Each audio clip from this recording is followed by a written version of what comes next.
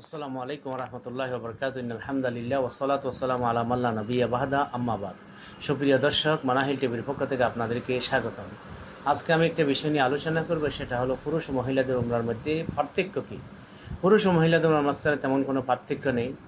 পুরুষ একা উমরা করার জন্য যেতে পারে, শুধু পার্থক্য এটাই, মহিলারা সফরের দূরত্ব হলে মাহরম ব্যতীত যাওয়া যাবে না, গেলে হজ্জে মাবরুর বা মবরুর উমরা হবে না।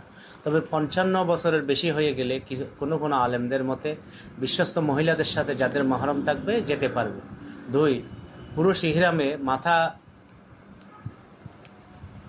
খোলা রাখবে আর মহিলারা চেহারা খোলা রাখবে।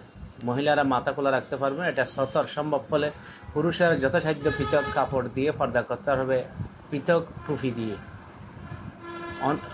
পৃথক কাপড় দিয়ে পর্দা করবে মহিলারা। আর অনেক মহিলা পর্দা বিশিষ্ট টুপি পরিধান করে, তাও বৈধ।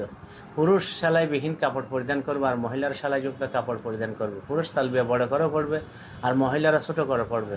পুরুষের জন্য তওয়াফে রমল ও ইস্তিবা মুস্তাহাব। রমল করতে হয় 3 চক্করে আর ইস্তিবা 7 চক্করে, আর মহিলাদের জন্য তা মুস্তাহাব নয়। পুরুষের জন্য সবুজ মাস্কের মাঝখানে দৌড়া সুন্নত আর মহিলাদের জন্য তা সুন্নত নয়। পুরুষের জন্য মৌজা পরিধান করা নিষেধ, মহিলাদের জন্য তা বৈধ। পুরুষের জন্য হালক ও কাসার দুটি বৈধ আর মহিলাদের জন্য শুধুমাত্র কাসর বৈধ। পুরুষের উপর বিদায়ী তওয়াফ জরুরি যদি মক্কা থেকে বের হয়ে আসতে চায়, আর মহিলাদের জন্য মাসিক আসলে তা মাফ হয়ে যায়।